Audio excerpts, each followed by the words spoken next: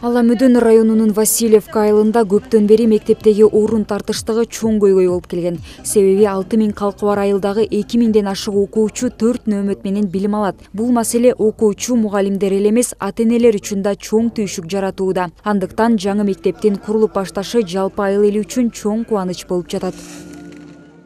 Бул айылда негизи көп улуттуу адамдар, ички миграция, тышкы миграция элдери келип, биздин мектепке балдарыбыз азыр эми неберелерибиз окуп атат. Элестетип көргүлө, 4 смен окуду деген өтө эле кыйын. Эртең менен 7-де кетет менин балам 1-чи сменге. А кечинде саат 7-де кайтат.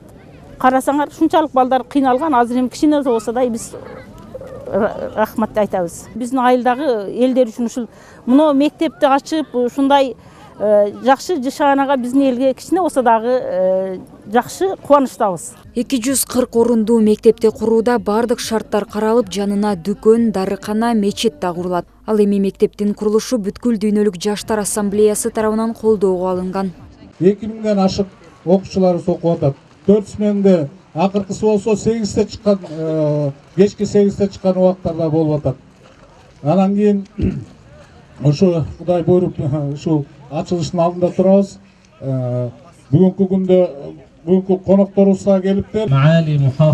Мектеп, ФАП, мечит, дүкөн курууга жардам берип жатканыбызга биз дагы абдан кубанычтабыз. Жаңы билим берүү мекемеси түйшүктү бир аз азайтып, балдар жайлуу, жылуу шартта билим алат деп ишенебиз. Биз мындан арда Чүй облусунда социалдык объектилердин курулушуна өз жардамыбызды берүүгө даярбыз. Белгилей кетсек, үстүбүздөгү жылы Чүй облусунда 3 мектеп ачылып пайдаланууга берилди. Ал эми жылдын аягына чейин дагы 2 мектептин колдонууга берилүүсү мерчемделүүдө. Мектептин тартыштыгы Чүй областында өтө курч турат. Өзгөчө ушул Бишкекке жакын райондордо эми баягы республикалык бюджеттен да иштер жүрүп жатат мына жылдын башынан бери. Бирок ошону менен бирге мына ошо гуманитардык фонддор аркылуу дагы иштер жүрүп жатат. Мына бүгүн бул жердеги мектептин курулушу ушул бүткүл дүйнөлүк жаштар ассамблеясынын демеушчүлүгүнүн негизинде ушул жүргүзүлмөкчү.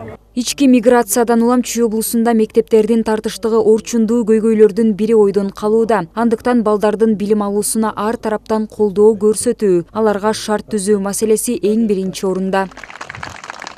Айдай Ташыбекова, Санжар Жолдошбек уулу, Шаршенбай Акынбеков, СТВ.